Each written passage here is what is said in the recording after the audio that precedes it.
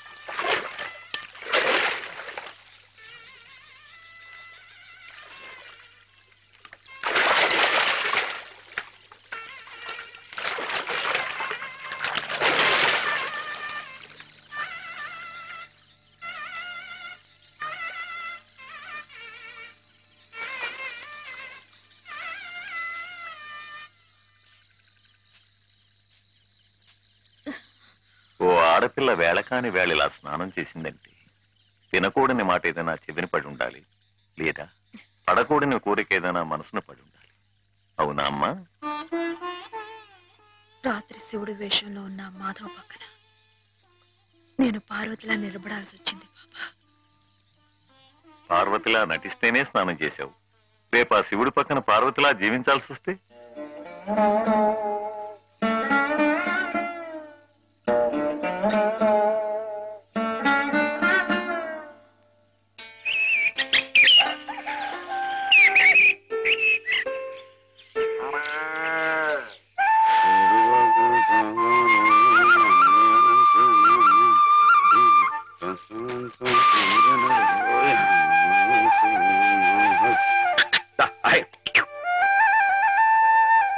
హేమా, పెద్ద ముత్తైదువులు ఆ చీరేమిటి, పాల కోసం ఆ బిందెేమిటి, ఏమైంది నీకు ఇవాళ? ఏం కాలా, నేను వెళ్ళి నీళ్లు తీసుకొస్తాను, నువ్వు వెళ్ళి పాలు తీసుకురా. రోజు నువ్వు వెళ్ళి పాలు తీసుకొచ్చేదానివి, ఇవాళ కొత్తగా ఏం మార్పు వచ్చింది? నిన్నటి ఆదివారం వెళ్ళిపోయి వాళ్ళ సోమవారం వచ్చింది, అదే మార్పు. పెద్ద మాటలు. నేనెప్పుడో నీళ్లు తీసుకొచ్చేసాను, నువ్వు వెళ్ళి పాలు తీసుకురా. టైంకి సరిగ్గా కాఫీ అందకపోతే ఒక్క నిమిషంలో సోమవారాన్ని మంగళవారం చేసేస్తాడు నాన్న. నువ్వు వెళ్ళు.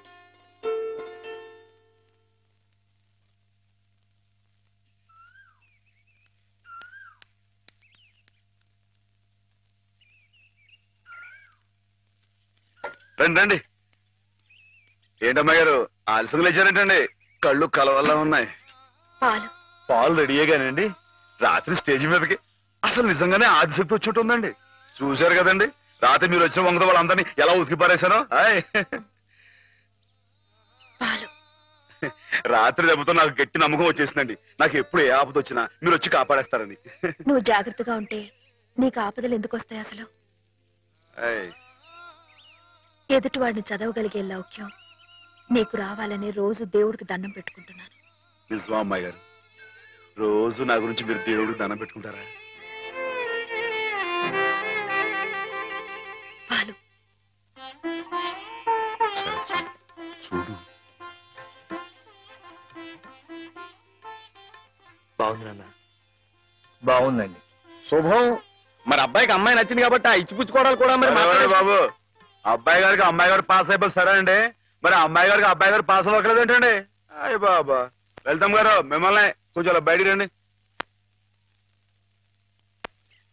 రండి. అమ్మాయి గారు మీకు పెళ్లి కొడుకు అన్ని విధాలా నచ్చితేనే ఈ పెళ్లి జరుగుతుంది, లేకపోతే జరగదు. చెప్పండి, మీకు అబ్బాయి నచ్చాడా? ఆడపిల్లలు నువ్వు ఇట్ట అడగగానే అట చెప్పేస్తారా? రైటే లేండి, ఇటప్పుడు కొంచెం ఇరకాడంగానే ఉంటుంది. ఓ పని చేయండి, అబ్బాయి మీకు నచ్చితే నవ్వుతూ తలదించుకోండి, నచ్చడు అనుకోండి కోపంగా నాకేసి తిరిగి చూడండి. అయ్యి బాబాయ్ అదేంటండి? అటు నవ్వు కాదు ఇటు కోపం కాదు, అటు బాధగా చూసి అర్థం ఏంటండి? నాన్నని చెల్లెల్ని మిమ్మల్ని అందరినీ వదిలి వెళ్ళాలంటే బాధగా ఉంది. రైటేనండి, ఆడపిల్ల అంటే అంతే కదండి. పాప రేపు హేమ గారు కూడా అంతేలే. వదిలేస్తే లింకులు పెట్టేస్తాడు. నీకాయన నచ్చారా లేదా అది చెప్పు.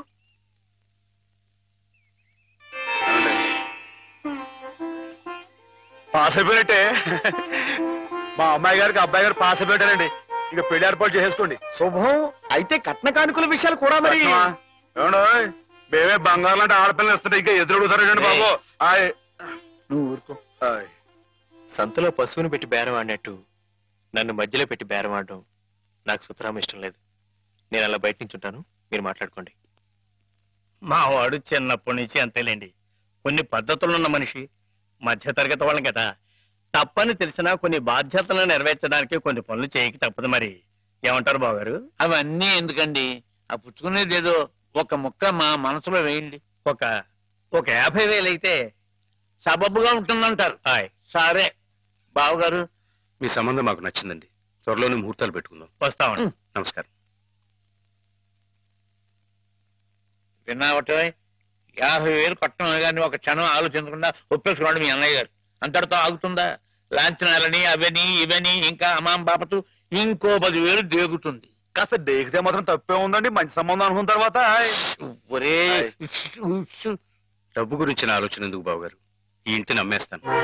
జోకులు ఎత్తున్నారా బాబు గారు? లేదయ్యా, నిజంగానే అమ్మేస్తాను. తాతల నాటి ఆస్తి ఈ ఇంటిని అమ్మేస్తారా? అవును బాబుగారు, నాకు కుర్రాడు నచ్చాడు. అతని క్రమశిక్షణ నచ్చింది. ఈ రోజు లెక్కల ప్రకారం వాళ్ళు ఏమీ ఆకాశంలో లేరమ్మా.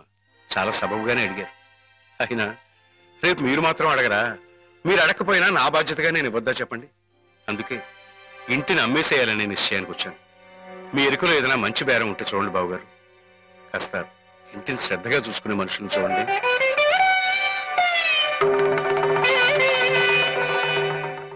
బామ్మగారు. ఎవరు? మాధవ. రా బాబు కూర్చో. మా వెధవా ఇంట్లో లేడు. నేను మీతోనే పనుండి వచ్చానండి. నా కోసమా? ఏమిటి బాబు? నేను మిమ్మల్ని ఒకటి అడుగుతానండి, మీరు కాదనకుండా నాకు మాట ఇవ్వాలి. ఏమిటది? ముందు మాట ఇవ్వండి, తర్వాత చెప్తాను. సరే, మాట ఇస్తున్నాను. ఏమిటో చెప్పు. ఇదిగోండి, ఈ డబ్బు తీసుకోండి. డబ్బా? ఎందుకు? ఇది మీ డబ్బుగా బాబు గారికి మీరు ఇవ్వాలి. నా డబ్బుగా బాబు గారికి ఇవ్వాలా? ఎందుకని? లలితమ్మ గారికి మంచి పెళ్లి సంబంధం కుదిరిందండి. 50,000 దాకా కట్నం అడిగారు. ఆ డబ్బు కోసం బాబు గారు ఇల్లు అమ్మేస్తున్నారు. ఇల్లు అమ్మేస్తే ఆయన ఏమైపోతారు పాపం? అందుకే కదండి డబ్బు ఇస్తున్నాను.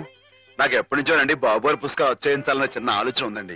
ఆ కోరిక ఉపయోగించుకుని ఈ డబ్బు బజార్ కింద ఇచ్చామనుకోండి, ఆ పెళ్లి ఖర్చుకి ఉపయోగపడుతుంది, ఆ ఇల్లు నిలుస్తుందండి. అవును, ఇంత డబ్బు ఎక్కడిది నీకు? అప్పు చేశావా? నాకు ఆవులున్నాయి కదండి, అందులో కొన్ని అమ్మేశానండి. మిగతావేమో బేరం పెట్టాను. ఇలా అన్ని అమ్మేసుకుంటే నువ్వేం తిందామని. మళ్ళెవరే మీరంతా లేరేంటండి? మీ ఇంటికి వస్తే ఓ ముద్దు పెట్టరా? నాకు సాయం చేసి పెడతారు కదండి. మారేడు దళం శివుని పాదాలు తాకాలంటే ఏ చేతులు కాదంటాయి? ఎంత దొడ్డ మనసురా నాయనా నీది. ఏమిటి బామ్మగారు, నా కావ్యాలను మీరచ్చు వేస్తారా? అది కాదు బాబుగారు, మా వారు బోరుడు హైవేస్ నాకు వదిలి వెళ్లిపోయారు. అనుభవించడానికి నేను నా మనవడు మిగిలాం. ఆ డబ్బు ఇలాంటి పుణ్యకార్యాలకు ఉపయోగిస్తే నా జన్మ తరిస్తుందనిపించింది. బామ్మగారు ఏంటండి పొద్దునే జన్మలు అయ్యి అంటున్నారు? నాన్నగారు పుస్తకాలన్నీ బామ్మగారు అచ్చు వేస్తారట మాధవ. అయ్యో బాబోయ్, ఎంత శుభవార్తనానండి. అనండి బాబు గారు, ఇక రామాయణం మహాభారతం పక్కన పేటేసి కూర్చుంటాయి మీ పుస్తకాలు. కానీ నా పుస్తకాల మీద మీకు రాబడి పెద్దగా ఉండకపోవచ్చు బామ్మగారు. మాకు పైసా రాబడి రాకపోయినా పర్వాలేదు బాబుగారు. ఒక మహాకవి రాసిన అపురూప గ్రంథాలు వెలుగు చూడాలి. మీరేమిటో, మీ కళానికున్న శక్తి ఏమిటో 10 మందికి తెలియాలి. ఏం మాధవ? లక్ష విలువ చేసే మాట అన్నారండి. ఆ మాటతో పాటే భజానగా ఇంత ఇప్పించేస్తే ఈ విషయం పాస్ అయిపోద్దండి. మాధవ, బేరాలు ఆడడానికి భజనాలు పుచ్చుకోవడానికి ఇది నువ్వు పశువుల సంతకెళ్ళి చేసే పశువుల బేరం అనుకున్నావుటయ్యా? ఇటువంటివి నచ్చవు నాకు. రైటే బాబు, ఇప్పుడు ఆవులు గేదెల మధ్య గడిపేవాడిని. అంతవరకు ఆలోచించాను. తప్పే. మాధవేం తప్పుగా అనలేదు బాబుగారు. మీకు ఎంతో కొంత ఇవ్వటం మా బాధ్యత, ధర్మం. ప్రస్తుతానికి 50,000 అట్టి పెట్టండి. ఇప్పుడు ఎందుకు బామ్మగారు? రేపు పుస్తకాలన్నీ వచ్చైన తర్వాత ఏకమొత్తంగా ఎదురుగాని. ఉంచండి బాబు గారు, పెద్దమ్మాయి గారు పెళ్ళని కూడా అనుకుంటున్నారట కదా, దేనికైనా అక్కడికి వస్తుంది. బామ్మగారు మాట కాదనకండి బాబు, ఉంచండి, మన అవసరం పాస్ అయిపోతుంది, ఇచ్చేయండి.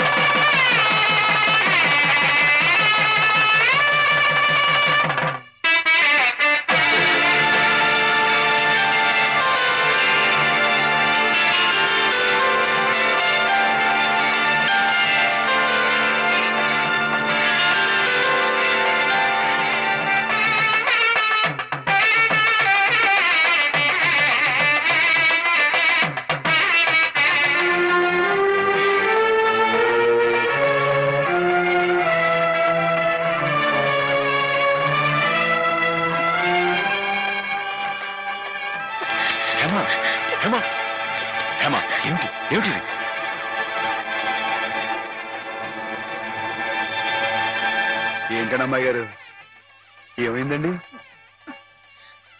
ఏం లేదు.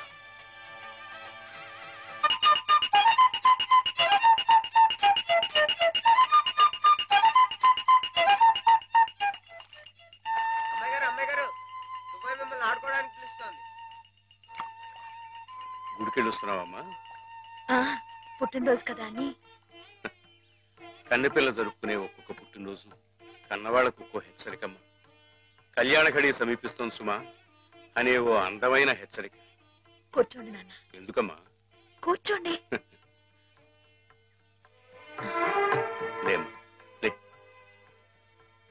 ఈ పుట్టినింటి మహారాణి, మెట్టినింటి మహారాణి పిల్లపాపలతో సుఖ సంతోషాలతో వర్ధిల్లాలమ్మా. అన్నట్టు మీ అక్కయ్య నీకు ఉత్తరం రాసిందమ్మా.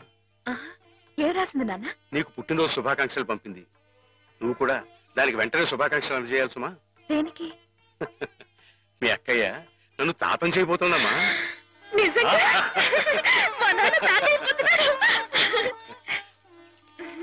బామ్మగారు వచ్చారేమో, ఒకసారి వాళ్ళ ఇంటికి వెళ్ళి చూసొస్తానమ్మా. పోరా, జరగదు, చూడకూడదు. ఇదిగో ఉత్తరం, ఉత్తరం ఇటు. అమ్మాయి గారు, అమ్మాయి గారు, అమ్మాయి గారు, అమ్మాయి గారు, ఈవేళ పిఠాపురంలో ఆవులు పోటీ కదండి, నేను గంగ నిమిషం బయలుదేరుతున్నానండి. మా చంటిగాడు నేను లేని కదా అని తలా ఇస్తారేమో, మీరు కాస్త దగ్గర చూసుకోండి. ఇప్పుడే బయలుదేరుతున్నావా? మరి సాయంకాలం కదండి పోటీ. పోనీ మధ్యాహ్నం వెళ్ళకూడదా? మధ్యాహ్నం బయలుదేరితే టైం ఏమి మిగులుద్దండి. ఆవు కాస్త అలుపు తీర్చుకోవాలన్నా, ఈ సర్దుకోవాలన్నా ఇప్పుడు వెళ్ళడం రైట్ అండి. సరే, నీ ఇష్టం. ఉంటానండి. అదేమిటి? ఇంతకీ కావాల్సిన ఆవిడ మర్చిపోయానండి. ఈ ఏడాది కూడా బహుమతి నాకే పాస్ అయిపోవాలని కోరుకున్నారు కదండి. నువ్వు అడిగితే కదా. అయ్య బాబు, అడగాలండి, కోరుకోండి బాబు. సరే, నీదే చాలండి.